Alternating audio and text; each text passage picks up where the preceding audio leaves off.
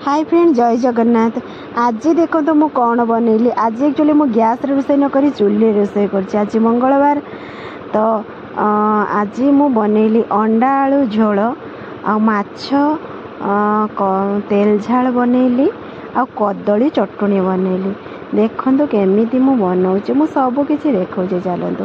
मु आलू को आ अंडा को सिझे रखी अंडा को किसी भाजी नहीं।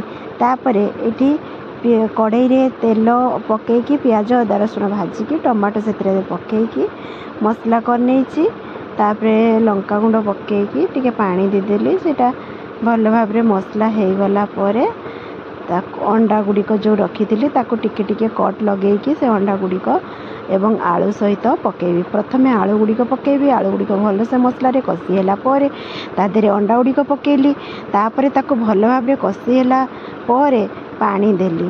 पानी फुटीगला तरकारी देखो प्रस्तुत हो गला।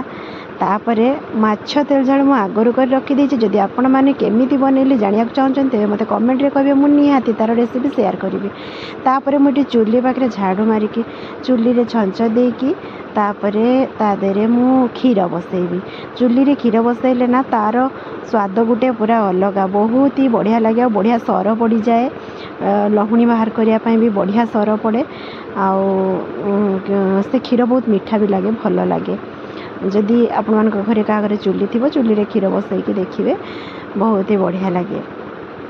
तापर मुझे चुल्ली बुले नहीं कि क्षीर बसईदेली।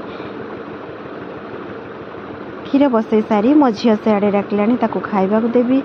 झील को खाइबा को बाड़ी देली। जेमती कि मु आज स्कूल जाई सेपटे मो झील डाकिलानी ताको खाइबा को देवी। तो ये भात बाटी देचे तरकारी सब देवी। देखो तो मुझे परसी देली अंडा तरकारी सहित समस्त तरकारी दे परसी देली मो झील को खाइबा को। आमे मान तो एमती खाऊँ, एमती चलुचे। आपण मैंने केमती चलुंट आमको जनइबे, कमेंट माध्यम निहाती जनइबे। आप मानकर भल पाइबा सपोर्ट सब्सक्राइब करदे आम चैनल को। आपंकर भल पाइबा जो आम बहुत आगू बढ़ी पार बोली मोर आशा और विश्वास रही। बाय, जय जगन्नाथ।